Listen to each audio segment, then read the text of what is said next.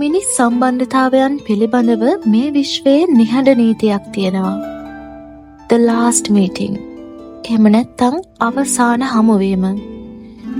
එහි සඳහන් වන්නේ ආත්මයන් දෙකක් එකිනෙකාට ඔවුන් වෙනුවෙන් අපේක්ෂා කළ සියල්ල ලබා දුන් විට ඔවුන්ගේ කතා විවිධ දිශාවලට ගමන් කිරීමට පෙර විශ්වය එකම එක අවසාන මොහොතක් අවසාන හමුවීමක් නිර්මාණය කරන බව. ඒ අවස්ථාවෙන් පස්සේ කිසිම වෙලාවක ආයේ ඔයාලා දෙන්න මේ විශ්වයේදී මුණ ගැහෙන්නේ නැහැ. මක් නිසා දෙයක් ඔබ බෙදාගත් කතාවක අවසාන පරිච්ඡේදය ඒ බැවින්. ඒ කියන්නේ ඔයාලා දෙන්නා එකම නගරේ ජීවත් වුණත් මේ විශ්වය වග බලා ගන්නවා ඔයාලා දෙන්නා කවදාවත් හමු වෙන්නේ නැති විදියට. මගේ ජීවිතෙත් මේ වගේ අවස්ථාවල් ගොඩක් තිබිලා තියෙනවා.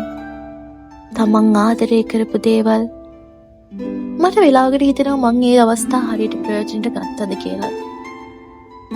මං තීරණය කරා ඉතින් හැම පුංචි දෙයක්ම සමරන්න. මං අද එළියට ආවේ මගේ සයිකොලොජි ඩිග්‍රී එකේ සෙකන්ඩ් ඉයර් එක ඉවර වුණ නිසා. එක්සෑම් ඉවර වීමේ සතුට සමරන්න.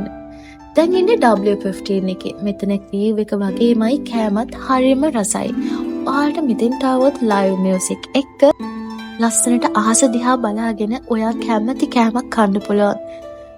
මං ගොඩක් මාස කරේ මෙයාලගේ මිනි රැප්ස් වගේක් තිබ්බා. මට ඒකේ නම ඇවිල්ලා මොනාද මෝටබක් කියලා. මට එච්චර ෆැමිලියර් නැහැ ඒ කෑම එක. හැබැයි ඒ ෆිෂ් මොටබක් එක හරිම රසයි. ඒ වගේම මෙයාලගේ crispy chicken wings oh my god 10 out of 10. ඊට පස්සේ මම යාළගේ ඩම් බිරියානි එකක් ගත්තා. ඒකත් හරිම රසයි. මට චිකන් මසාලා කොත්තු නම් එච්චර හුරු නෑ. ඉතින් අපිට ඒක කන්න බැරි වුණා. කෑම ගොත්ත ප්‍රමාණය වැඩි. ඒක ගෙදර අරන් ආවා. දන්නවනේ ඉතින් කොත්තු රසම රස වෙන්නේ ඊට පහවදා උදේ කියලා. මම ඉතින් උදේ නැගිටපු ගමන් කරේ මේ කොත්තු එක කාපු එක.